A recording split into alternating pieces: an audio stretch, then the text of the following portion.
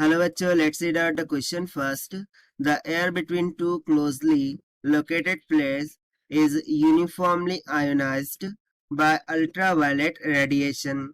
The air volume between the plates is equals to V 500 centimeter cube. The observed saturation current is equals to I sat, जो कि हमें given है 0.48 microampere के बराबर.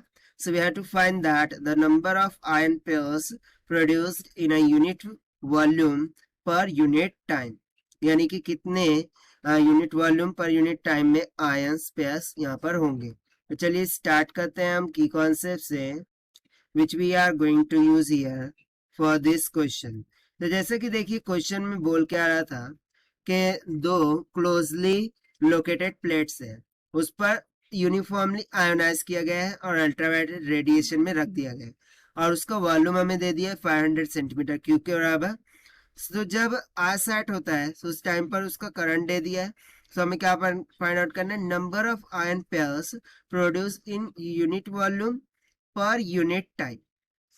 ठीक है. सो इसके लिए हम फॉर्मूला लगा देंगे current I is equal to N E divided by T का, जहां पर N number of electrons, E charge of electron होगा और टी क्या हो जाता है, टाइम हो जाता है.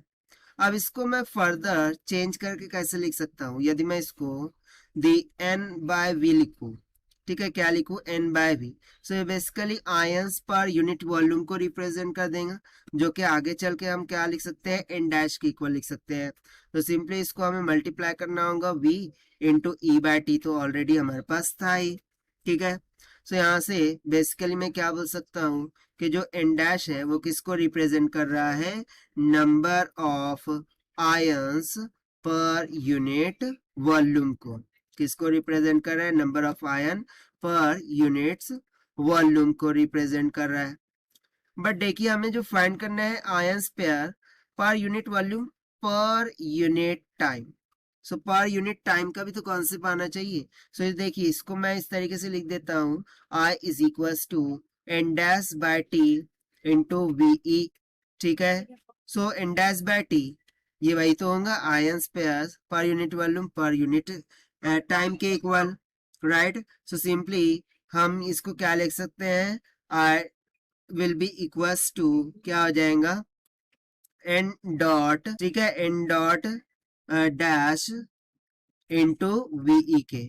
बट एट दिस टाइम जो करंट होगा वो कैसा हो जाएगा, सैचुरेशन करंट होगा. अब ऐसा क्यों, क्योंकि जो आयन प्रोड्यूस होंगे वो बेसिकली सैचुरेशन पर पहुंचने के बाद ही होंगे.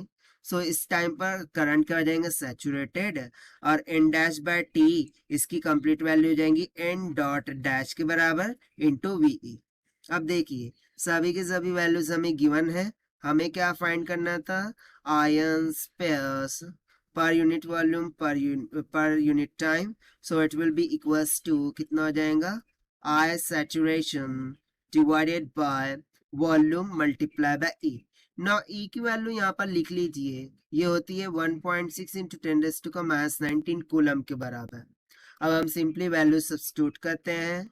सो N dot dash will be equals to I sat, कितना गिवन है, 0.48 माइक्रो मीन्स 10⁻6 हो जाएगा, डिवाइडेड बाय वॉल्यूम कितना गिवन है, 500 सेंटीमीटर क्यूब. सेंटीमीटर क्यूब में ही रहने देते हैं, जो भी आंसर आएगा वो सेंटीमीटर में आ जाएगा, राइट.